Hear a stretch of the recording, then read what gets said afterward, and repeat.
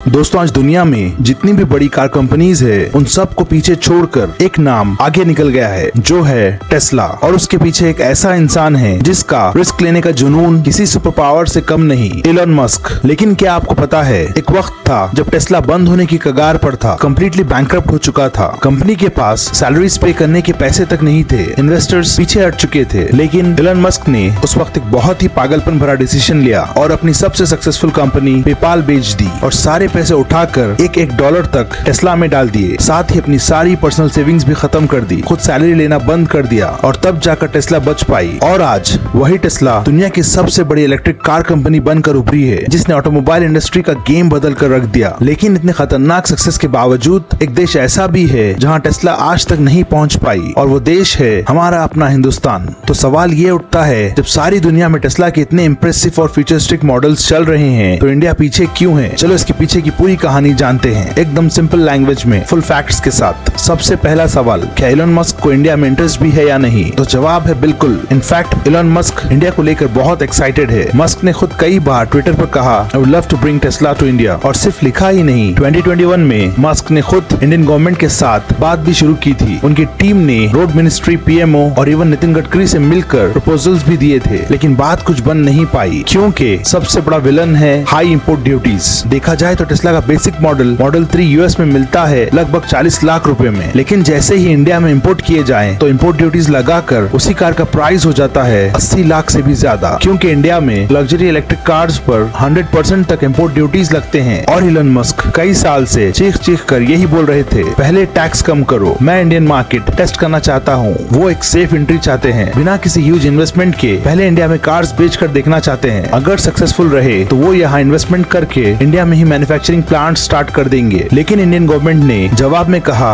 अगर आप इंडिया में ही मैन्युफैक्चरिंग प्लांट लगाओ तो इंपोर्ट ड्यूटी की चिंता मत करो। यहीं पर डील अटक कर रह गई। दोनों अपने अपने पॉइंट्स पे सही हैं। मस्क चाहते हैं रिस्क फ्री एंट्री, वहीं इंडियन गवर्नमेंट चाहती है पहले इन्वेस्टमेंट फिर रिवॉर्ड। अब बात करते हैं एलन मस्क का दूसरा सबसे बड़ा हर्डल, ईवी इकोसिस्टम की कमी। टेस्ला का पूरा इकोसिस्टम डिपेंड करता है उनके सुपर चार्जर्स नेटवर्क पर, और इंडिया में ईवी मार्केट अभी डेवलप हो रही है। यहाँ सिर्फ कुछ हजार ही ईवी चार्जिंग स्टेशन है, जो इतने बड़े देश के लिए बहुत कम है। आप टेस्ला ले भी लो तो चार्ज कहाँ करोगे? अगर टेस्ला इंडिया में लॉन्च हो जाए तो उन्हें ये सिस्टम खुद बनाना पड़ेगा, जिसमें काफी टाइम, पैसा और पॉलिसी अप्रूवल्स लगेंगे। एलन मस्क चाहते हैं कि इंडिया चार्जिंग इंफ्रास्ट्रक्चर पर पहले काम करे, तभी टेस्ला का इकोसिस्टम यहाँ ठीक से काम कर पाएगा। मस्क नहीं चाहता कि टेस्ला की रेपुटेशन खराब हो किसी ऐसे मार्केट में जहाँ लोग कार खरीद कर परेशान हो जाए। इंडियन कंज्यूमर्स और प्राइस सेंसिटिविटी। अब मान लो सब सही हो जाए, लेकिन क्या आप 30 से 40 लाख की टेस्ला खरीदोगे? दोस्तों, इंडिया एक प्राइस सेंसिटिव मार्केट है। यहाँ ज्यादातर लोग 15 से 20 लाख में गाड़ी लेना पसंद करते हैं, और उसी प्राइस में आपको Tata Nexon EV, Mahindra XUV 400, MG comet जैसे ऑप्शंस मिल जाते हैं। टेस्ला चाहे कितना भी बड़ा ब्रांड हो, अगर प्राइस और आफ्टर सेल सपोर्ट अफोर्डेबल ना हो तो मास एडॉप्शन मुश्किल है, और अगर मास एडॉप्शन ना हो तो किसी भी कंपनी के लिए इंडिया जैसी मार्केट में कामयाब होना नामुमकिन है। अब लेटेस्ट अपडेट की बात करते हैं। पिछले साल इंडियन गवर्नमेंट ने एक नई पॉलिसी इंट्रोड्यूस की। अगर कोई फॉरेन ईवी कंपनी इंडिया में $500 मिलियन